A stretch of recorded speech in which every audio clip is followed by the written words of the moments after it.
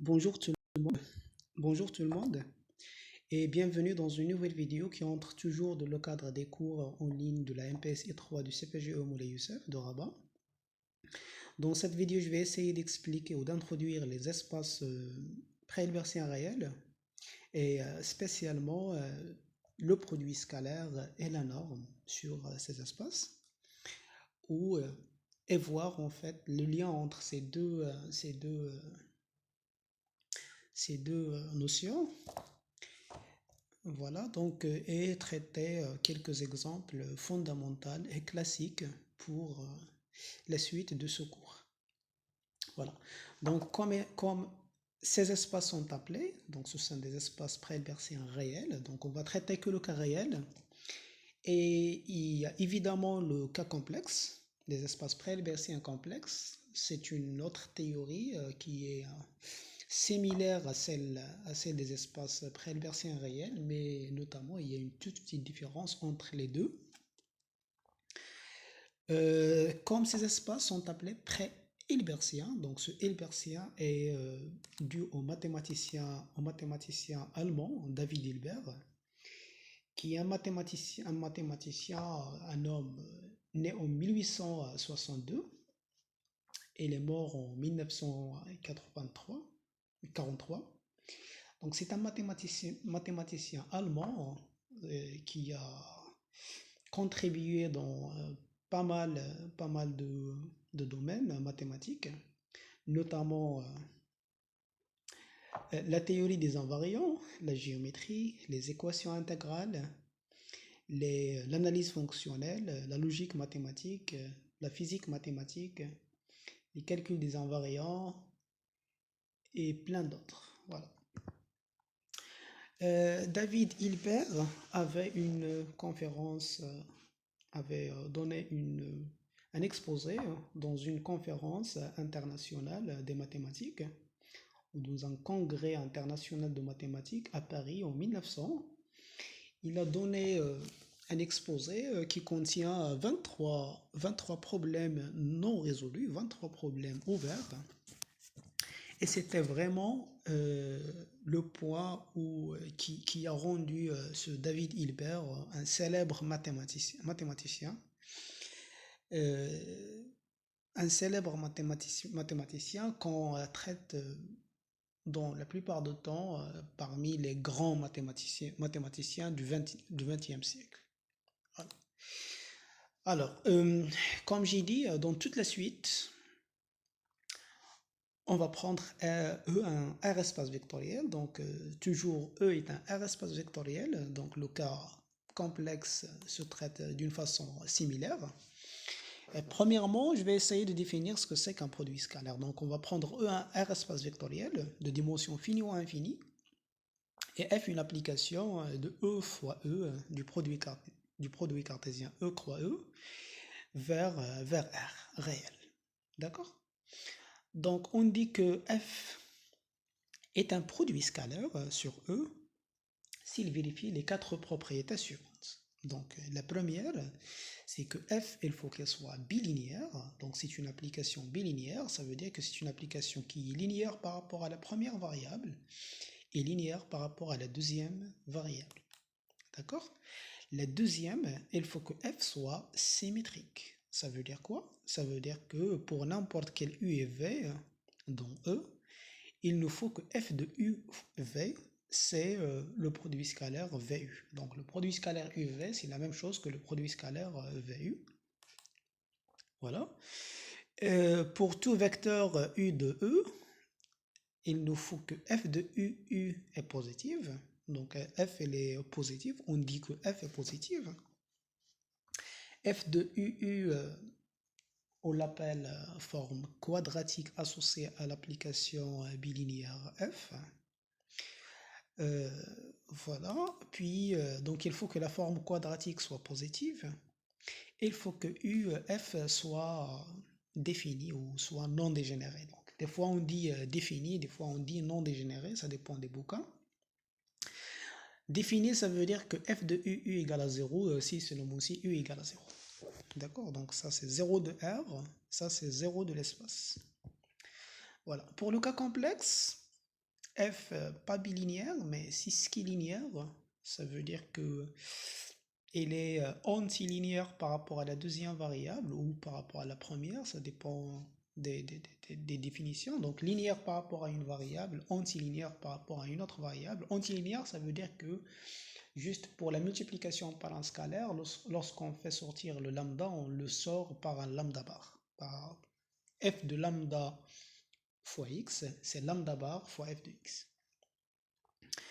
Il nous faut qu'elle soit définie positive, cisquilinéaire, symétrique. Voilà. C'est un produit scalaire. Pour le cas complexe. Donc voilà, je dis que la bilinéarité est la linéarité par rapport à la première variable qui s'écrit f de alpha u plus bêta u prime v, qui est alpha f de u plus bêta f de u prime v. Donc alpha f de uv plus bêta f de u prime v. Et la linéarité par rapport à la deuxième variable, c'est ça. Donc f de u plus f de u alpha v plus bêta v prime, c'est alpha f de u v plus bêta f de u v prime. Donc on fait juste la linéarité par rapport à la deuxième variable en laissant fixe, on laisse en fixe la première variable. Alors si le caractère symétrique f est établi, de f est établi, donc si f est symétrique, alors ces deux équations, on n'a pas besoin de vérifier les deux équations. Donc une des équations, donc les deux équations sont équivalentes. Donc si f est symétrique, on vérifie juste la linéarité par rapport à une variable. D'accord? Pas les deux. D'accord. Donc la linéarité à gauche et la linéarité à droite sont équivalentes. Et par suite, donc on va dire qu'un produit scalaire sur E est une forme bilinéaire symétrique définie positive. D'accord? Ou une forme bilinéaire symétrique positive et non dégénérée. Définie, des fois on dit non dégénérée. Et définie, ça veut pas dire bien qu'elle est bien définie, mais définie, ça veut dire qu'elle est f de u égale à 0 si seulement si u égale à 0. Non dégénérée. D'accord? Voilà. Alors, comme notation, donc au lieu de noter f de uv pour un produit scalaire, on le note en général uv avec des crochets ou avec des parenthèses comme ça, ou avec un point, u.v. D'accord? U un vecteur, v un vecteur, u.v est un scalaire. Donc on l'appelle produit scalaire. Et donc un produit scalaire, c'est un produit, un produit scalaire, c'est une forme bilinéaire, donc il est linéaire. Donc la bilinéarité s'écrit juste la linéarité à gauche, à gauche, symétrique, d'accord, UV égale à VU, et définit plus la positivité. D'accord, donc c'est un produit scalaire. Ok, alors comme premier exemple, donc l'exemple classique, donc le produit scalaire canonique de Rn. Alors, si on pose x, y, c'est la somme des xk, yk. Donc, c'est la somme des produits des coordonnées. Hein. D'accord? Coordonnées par coordonnées. Donc, c'est le produit scalaire usuel que vous connaissez depuis le lycée, je crois. Alors, ça, c'est un vrai produit scalaire, d'accord, pour la définition ainsi donnée. Donc, si vous calculez xy, d'accord, xy, c'est la somme des xk, yk. Donc, ça, c'est la somme. Alors, pardon, ici, j'ai une somme double, une somme qui est une somme double. Bon, c'est juste une seule somme. Donc, c'est la somme sur k, yk, xk. YK, xk, il n'y a pas la deuxième sommation. Donc, xk, yk, c'est la même chose que yk, xk. Et c'est la même chose que. Et ça, c'est la définition de yx. Ça veut dire que xy égale à yx. Ceci veut dire que le produit, la forme, elle est symétrique. D'accord? Alors, la bilinéarité, comme je viens de dire, on n'a pas besoin de vérifier la bilinéarité à gauche et la linéarité à gauche et la linéarité à droite. Donc, puisque la forme est symétrique, on va vérifier qu'une seule linéarité. Et donc, la linéarité à gauche, donc on écrit alpha y plus bêta z scalaire z, plus bêta y scalaire z. Donc ça, c'est alpha x plus bêta y, zk ici, yk, xk, zk, pardon, égale à alpha, la somme des xk, zk, plus bêta, la somme des yk, zk. D'accord? Et ceci n'est autre que alpha x, xz, produit scalaire, et ceci, c'est bêta y, yz. Donc, ça, c'est la binarité. Donc, c'est juste la linéarité à gauche implique la linéarité à droite parce que le caractère symétrique est satisfait. Alors, pour xy, alors, euh, alors pour le caractère positif, donc xx, si vous calculez le produit scalaire xx, c'est la somme des xk au carré. Donc, c'est une quantité qui est positive, donc le produit est positif, la forme est positive. Et pour le caractère non dégénéré, la non-dégénérescence ou le caractère défini, xx égale à 0, ça veut dire que la somme des xk au carré égale à 0, ça c'est xx.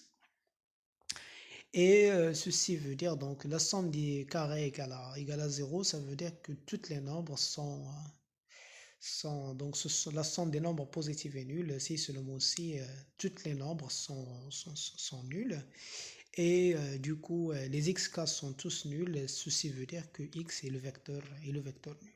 Donc, c'est une forme qui est bilinéaire, symétrique, positive, définie. D'accord? Définie positive. Un autre produit scalaire usuel intéressant, c'est l'intégrale de f contre g dt entre a et b dans l'espace des fonctions continues entre a et b. Donc, les fonctions continues, c'est juste pour pouvoir définir l'intégrale entre a et b. Et donc, voilà, donc pour le caractère symétrique, fg, c'est l'intégrale de f de t, g de t. C'est la même chose que l'intégrale de g de t, f de t. D'accord? Donc, f de t fois g de t, c'est g de t fois f de t, parce que ce sont deux quantités réelles. Et ceci n'est autre que gf, ça veut dire que la forme est symétrique. La linéarité à gauche découle de la linéarité de l'intégrale. Et le fait que la positivité vient du fait que l'intégrale d'une fonction positive est un nombre positif. Et le fait que définir donc l'intégrale de f de t au carré égale à 0, l'intégrale égale à 0, ceci implique que f est nul. Donc l'intégrale d'une fonction positive est nulle. C'est selon aussi la fonction est nulle. Ceci est déjà vu dans le cours des intégrales des fonctions continues, bien sûr. Et ceci veut dire que f est nul, ça veut dire c'est la non-dégénérescence du produit scalaire. D'accord? Alors voilà, donc ce produit scalaire ou cette forme est une forme bilinéaire, symétrique, définie, positive. Donc c'est un vrai produit scalaire sur cet espace qui est bien sûr de dimension infinie. Alors ici, il y a encore une fois une toute petite erreur de frappe, je m'excuse, qui n'est pas compilé. Donc pour l'espace des fonctions continues 2p périodique de R dans R, donc on considère l'intégrale 1 sur 2p fois l'intégrale entre 0 et 1, l'intégrale entre 0 et 1, f de t, g de t, dt. Ceci aussi est un produit scalaire, donc on fait la même chose qu'ici. Donc voilà, c'est juste le cas où le point où on va où il y a du travail, c'est c'est la non-dégénérescence. Donc f égale à 0, ça veut dire que l'intégrale entre 0 et 2pi, entre 0 et 2pi, pardon, pas entre 0 et 1, entre 0 et 2pi est nul, ça veut dire que f est nul entre 0 et 2pi. Donc f est nul partout parce que f est 2p périodique. Alors un autre produit scalaire, c'est l'intégrale, c'est le même produit scalaire, mais sur l'anneau des polynômes, sur l'espace vectoriel des polynômes réels, à coefficient réel, aussi est un produit scalaire. Dans Rn de x, si on prend n plus un point distinct de R, on définit un produit scalaire qui est la somme de P de AK fois Q de AK. Donc ceci aussi définit bien un produit scalaire. Si on prend par exemple cette forme, phi de xy égale à x1 y1 plus x2 y x1 y2 plus x2 y1 plus 2x2 y2. Donc on peut vérifier facilement que cette forme définit bien un produit scalaire sur R2. Mais par exemple, si on prend cette forme-là, x1 y1, x1 y2, x2 y1, x2 y2, qui est vraiment très similaire à celle-là, sauf ce 2-là, d'accord? Donc celle-là n'est plus un produit scalaire, donc c'est une forme bilinéaire symétrique positive, mais il n'est pas dégénéré, non dégénéré, il est dégénéré. Donc, en effet, donc s'il y a un tout petit calcul, on calcule la forme quadratique associée à cette forme bilinéaire qui est psi de xx égale à x1 plus x2 au carré. D'accord, juste un tout petit calcul, c'est une identité remarquable de degré 2. C'est une identité remarquable. Et donc, psi de xx égale à 0, ça veut dire que x1 égale à moins x2. Et ceci veut dire que x est dans le vecteur de 1 moins 1. D'accord, donc c'est dans l'antidiagonale. C'est dans une. Donc le noyau ici, c'est une droite vectorielle. D'accord? Voilà, donc voilà, ça c'est le noyau de la forme, pas de la forme bilinéaire, mais de la forme quadratique. Ok, alors un autre exemple très intéressant, c'est dans l'espace vectoriel des polynômes, des matrices carrées de taille n. Donc on considère le produit scalaire, ça c'est le produit scalaire canonique. La trace du transposé de A fois P définit bien un produit scalaire qu'on va appeler par la suite produit scalaire canonique sur Mn de R. D'accord? Et donc pour ce faire, donc ça c'est la symétrie, le caractère symétrique. C'est on utilise juste le fait que la trace d'une matrice M égale à la trace de sa transposée. C'est vraiment le caractère symétrique. Puis la linéarité à gauche provient ou découle de la linéarité du produit de la trace. D'accord? Ici c'est égal, pardon, pas plus, égal. Puis le caractère positif, donc on calcule ce que c'est que AA, c'est la trace du transposé de A fois A. Et c'est la somme par définition des éléments diagonaux de transposé de A fois A. Mais les éléments diagonaux sont les transposés de, donc les éléments, le coefficient AIJ, le coefficient AIJ, le coefficient IJ de la transposée de A fois le coefficient GI de A. Ce qui veut dire que c'est la somme de AGI, d'accord, du coefficient GI au carré, d'accord, qui est un nombre positif. Donc transposé de A, le coefficient IJ, par la définition de transposé, c'est l'inverse. Donc c'est le coefficient de A, mais GI, d'accord, inversé. Et donc la forme est positive, elle est définie parce que AA égale à 0, ça veut dire que la somme des nombres carrés égale à 0, et la somme des nombres positifs est nulle si seulement si les coefficients sont tous nuls, et ceci veut dire que la matrice est égale à 0. Donc c'est vraiment le même produit scalaire que Rn. D'accord, c'est vraiment le produit scalaire de Rn. Hein. Alors, on va appeler par la suite un espace pré-hilbertien réel, c'est tout espace tout R espace vectoriel muni d'un produit scalaire. D'accord? Tout court. Un espace pré-hilbertien réel est un espace vectoriel sur le corps R réel. Pré-hilbertien, ça veut dire qu'il est muni d'un produit scalaire. Et les espaces euclidiens sont les espaces pré-hilbertiens, mais de dimension finie. D'accord? On ajoute une autre caractérisation qui est une autre condition sur la dimension. Il faut que la dimension soit finie. Bien sûr qu'il y a d'autres espaces similaires. Il y a les espaces d'Hilbert ou les espaces hilbertiens. Donc, on ajoute ici une autre condition qui est une condition de complétude. Voilà, donc c'est une étude topologique de ces espaces. Mais bon, on va rester sur les espaces pré-hilbertiens.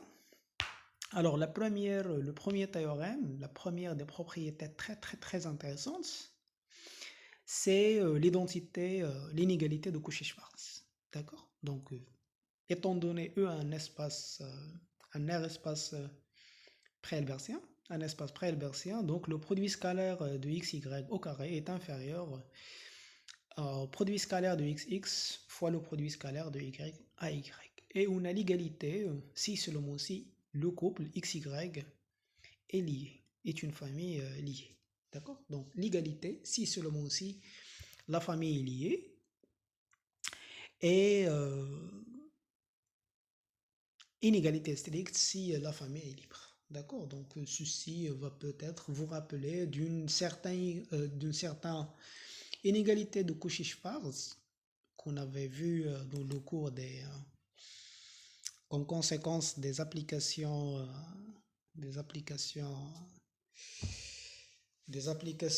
convexes.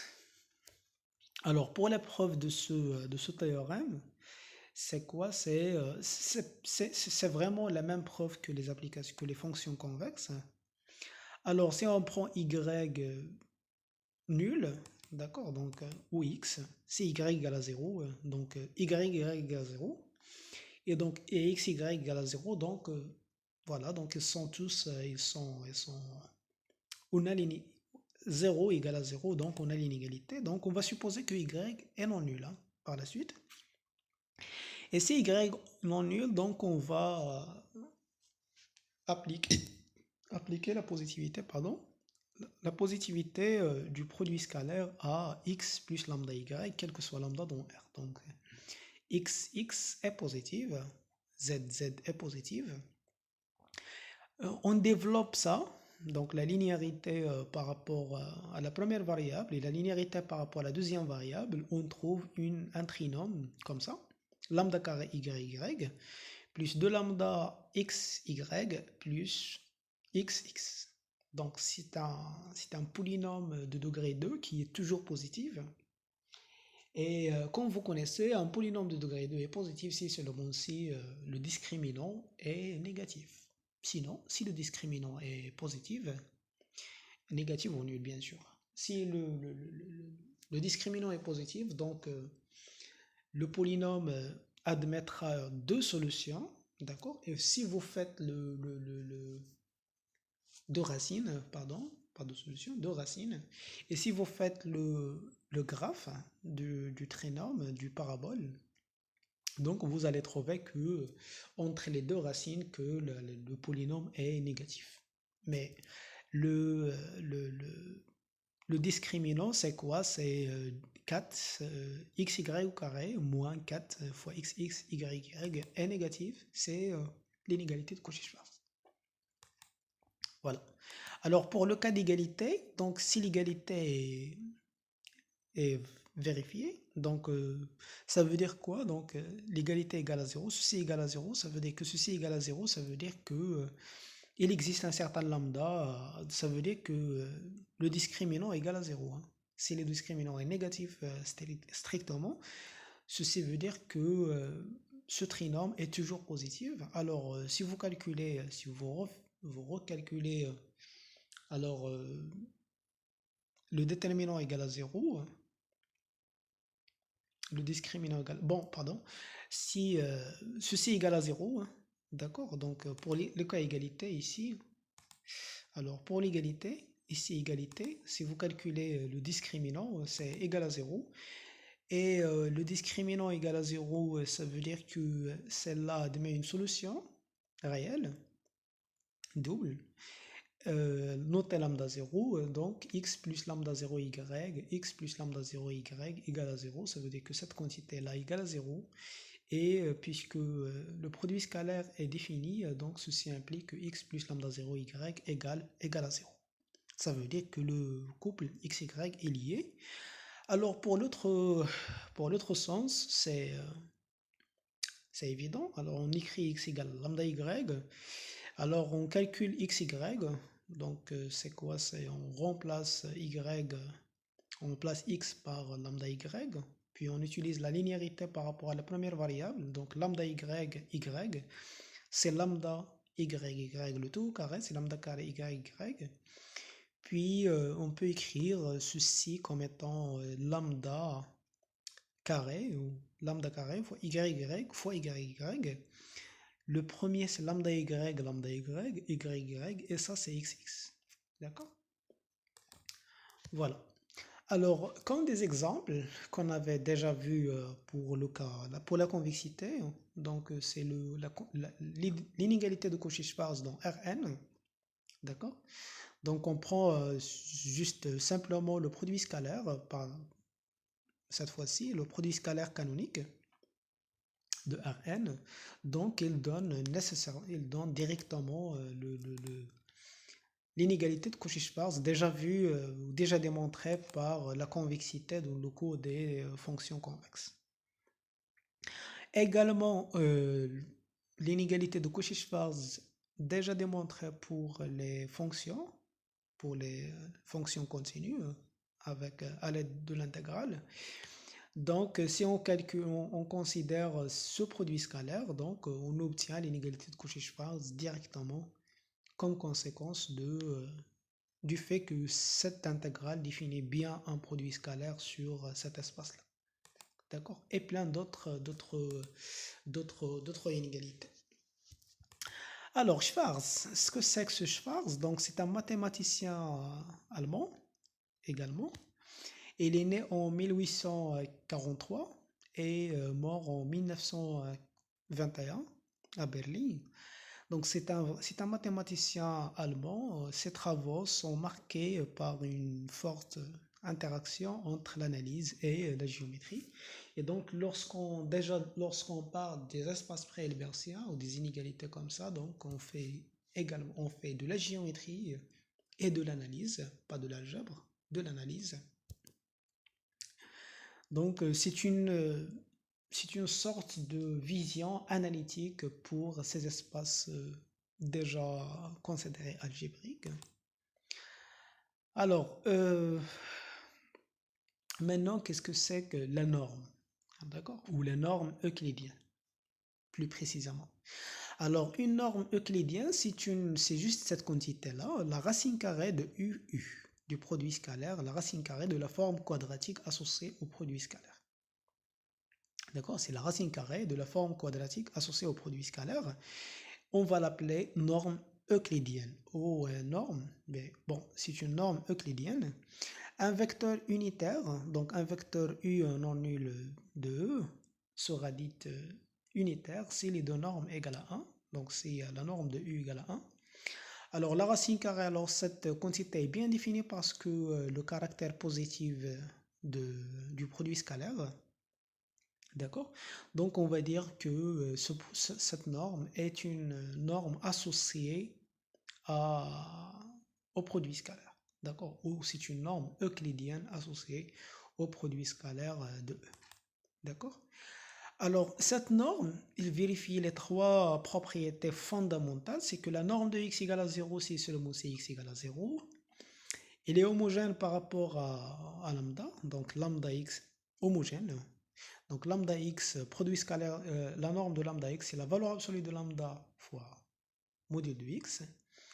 Et l'inégalité triangulaire ou l'inégalité de Minkowski, c'est x plus y inférieur ou égal la norme de x plus y inférieure à la norme de x plus la norme de y. Donc c'est comme le cas de la valeur absolue ou du module dans C ou dans R. D'accord? Donc pour la première, x égale à 0, ça veut dire par définition que x égale à 0, ça veut dire que x égale à 0 parce que le produit scalaire est défini. La deuxième, lambda x au carré, c'est par définition c'est lambda x. Et c'est lambda carré x, c'est lambda carré x carré. Donc on fait passer à la racine carrée, donc on obtient ici un module de lambda. Puis la dernière, donc on fait calculer x plus y au carré, c'est x plus y, on fait développer, alors on utilise le caractère symétrique, puis les densités de Cauchy-Schwarz, d'accord? puis on obtient ici une densité remarquable x plus y au carré. Voilà. Alors, une application qui vérifiait 1, 2, 3, une application de E donc je vais prendre une fonction qui va de E à un R espace vectoriel vers R, qui vérifie vers R+, ces trois propriétés. On va l'appeler une norme. D'accord? Donc, on va l'appeler une norme. Donc, il est positif et vérifié 1, 2, 3. Il va t'appeler une norme sur E, ici, un K espace vectoriel quelconque. Mais l'application, il est à valeur dans R+. D'accord? Même pour le cas complexe, l'application est à valeur dans R+. Par exemple, si on prend E, c'est l'ensemble des applications continues, alors norme de f est définie comme étant le sup de f de x, x compris entre A et B, définit bien une norme. Donc on peut vérifier facilement que ces trois propriétés sont satisfaites. Le sup de f de x égale à 0, ça veut dire f de x est nul. F est nul, quel que soit x. D'accord? Puis lambda f, c'est module de lambda fois norme de f. Puis f plus g, donc l'inégalité, juste l'inégalité de... Donc ce sont des propriétés du sup, pas vraiment plus. R et C sont munis de la valeur absolue, donc sur R et C ou dans R et C, la valeur absolue, respectivement le module, est une norme. Sur Rn, sur Cn, la norme de x1 jusqu'à xn du vecteur qui est le sup des xi est une norme également. La norme donc dans Cn et dans Rn également, la somme des valeurs absolues des xi est une norme. Et plus généralement, pour un pair réel positif ou nul, supérieur ou égal à 1, la norme définie par la somme des x à la puissance p, le tout à la puissance 1 sur p, est une norme sur Rn, sur Cn. Donc, pour l'inégalité triangulaire, par rapport à cette norme, elle est donnée par la convexité de l'application x à la puissance f de x égale x à la puissance p. D'accord? Ici à la puissance 1 sur p, pardon. Voilà. Donc, c'est une norme. L'inégalité est déjà vue pour... Donc, l'inégalité, c'est l'inégalité triangulaire ou l'inégalité de Minkowski est déjà vue par la convexité aussi, dans le cours des applications des fonctions convexes, en utilisant l'inégalité de Hölder. Alors, l'écart angulaire, donc si on prend x et y, deux vecteurs non nuls, alors par l'inégalité de Cauchy-Schwarz, la norme le produit scalaire entre x et y est inférieur au module de x au module de y, ça veut dire que ce quotient est inférieur ou égal à 1. Et donc on peut appliquer, donc ce quotient est compris entre moins 1 et 1, donc on peut appliquer l'arc cosinus à cette quantité, on va l'appeler θ. Et ce θ-là va t'appeler l'écart angulaire entre les vecteurs x et y. Ça veut dire que c'est l'angle entre x et y dans l'espace E, mais relativement E produit scalaire à ce produit scalaire-là. D'accord? Et on obtient que le produit scalaire entre x et y, c'est la norme de x fois la norme de y fois le cosinus de l'angle entre x et y. C'est la formule que vous connaissez au baccalauréat, en bac. Et lorsque θ est comprise entre 0 et pi sur 2, donc on va dire que ça veut dire que x, y est positive. Donc cosinus il est positif entre 0 et pi sur 2. Et donc on va dire que les vecteurs ont le même sens. D'accord? Et si θ comprise entre pi sur 2 et pi, ça veut dire que le produit scalaire est négatif. Et donc on va dire que les vecteurs sont de sens contraire. D'accord? Alors, comme conséquence ou comme une autre proposition, pardon, donc la norme vérifie aussi cette inégalité triangulaire Et si x et y sont collinéaires, si seulement si deux vecteurs sont collinéaires, si seulement si leur écart type vaut soit 0, soit pi. D'accord? Donc, x égale lambda fois y, si seulement si l'angle entre les deux est soit 0, soit pi. Donc, soit ils ont le même sens, l'angle égale à 0, soit pi.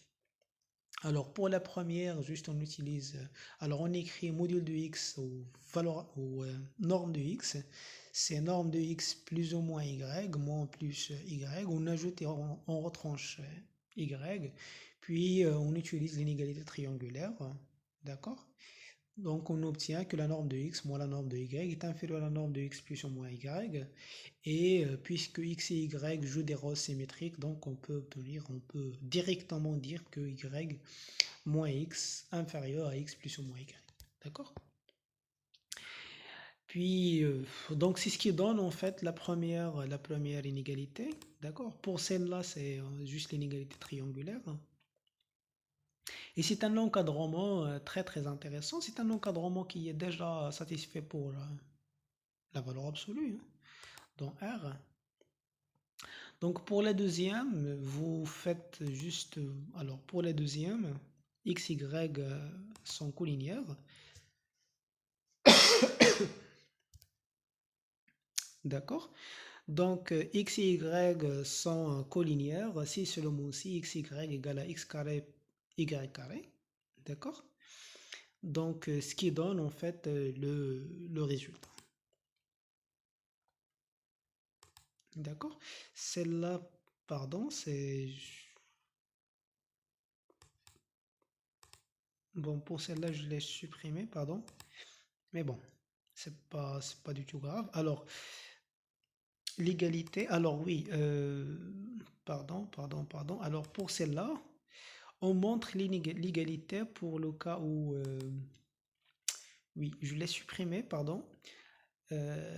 X plus y est inférieur ou égal à x plus y, à la norme de x plus la norme de y, mais on a l'égalité seulement lorsque x et y sont collinéaires. D'accord? Lorsque x et y sont collinéaires. Ça, c'est la preuve. Donc, x plus y égale à x plus y. Si seulement si x égale alpha y et l'angle entre les deux est positif également. D'accord? Bon, pardon, je m'excuse. Alors, comme une autre propriété, comme d'autres propriétés très très intéressantes cette fois-ci, donc la norme de x plus y au carré, c'est la norme de x carré plus la norme de y carré plus 2 fois le produit scalaire entre x et y, précisément. X moins y au carré, c'est la même chose avec un signe moins ici. Donc c'est comme vous avez une identité remarquable, x plus y au carré, c'est x carré plus y carré plus 2xy. X moins y au carré, c'est x carré plus y carré moins 2xy, comme une identité remarquable. Alors, l'identité de parallélogramme, donc si vous disposez d'un parallélogramme, donc la somme des carrés des carrés des éléments des diagonaux, x plus y, x moins y, et la somme des carrés de ces côtés, de ces côtés. D'accord? X plus y égale à x plus y, si seulement si oui. Bon, je l'ai juste translaté ici, pardon, c'est cette propriété-là. Et la densité de polarisation qui dit que xy donc égale à 1 quart fois x plus y au carré moins la norme de x moins y au carré et qui est égal à 1 demi fois x plus y au carré moins x carré moins y carré. Donc ce sont des densités qui entrelacent des relations entre le produit scalaire et la norme. D'accord? Donc étant donné une norme, on peut définir, alors une norme euclidienne, on peut définir un produit scalaire. Ici, on a un produit scalaire, on a bien sûr une norme euclidienne. Alors, pour la preuve, c'est juste un simple calcul, un simple développement pour celle-là et pour celle-là. Pour la troisième, donc c'est déjà donné ici. D'accord? Voilà. Ok. Alors, comme remarque, donc, étant donné, étant donné une norme, une norme, alors il provient d'un produit scalaire. Donc une norme est associée à un produit scalaire si seulement si il vérifie les densités de parallélogramme. D'accord? Donc pour qu'une norme soit associée à un produit scalaire, donc il faut qu'il vérifie cette identité-là. D'accord? Donc s'il vérifie cette identité, on pose xy comme ça ou comme ça, on vérifie facilement que c'est vraiment un produit scalaire, un vrai produit scalaire sur E. D'accord? Et inversement, si on a une norme qui provient d'un produit scalaire, donc on a ces égalités, ces propriétés-là.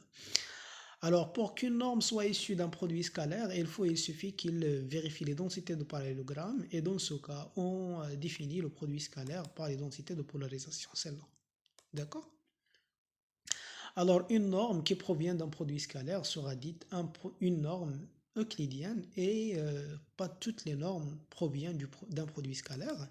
Alors, en effet, par exemple, si on prend n, l'application de R dans R plus, donc la norme définie comme n de xy d'un couple xy égale le maximum entre la valeur absolue de x et la valeur absolue de y. Donc n, c'est une vraie norme, d'accord? C'est simple de vérifier que c'est une vraie norme, mais c'est pas une norme qui provient du produit scalaire, d'accord? Donc si on prend par exemple x le vecteur 1, 1, y le vecteur 0, 1, alors la norme de x et la norme de y égale à 1. Et si vous calculez la norme de x plus y et la norme de x moins y, alors la norme de x plus y c'est 1, 2. D'accord, c'est 1, 2. Et x moins y, c'est 1, 0. Donc ici, le sup entre le 2 et 1 est 2. Le sup entre le maximum entre 0 et 1, c'est 1. Et donc, si vous calculez celui-là, le carré de celui-là, plus le carré de celui-là, vous obtenez 5, plus, puis le carré de celui-là, plus le carré de celui-là multiplié 2, vous obtenez 4. Et donc, l'identité de polarisation n'est pas du tout satisfaite. Ceci veut dire que cette norme ne provient pas d'un produit scalaire. D'accord? Et c'est tout pour aujourd'hui. Et merci pour votre attention. Et à une prochaine vidéo, Inch'Allah.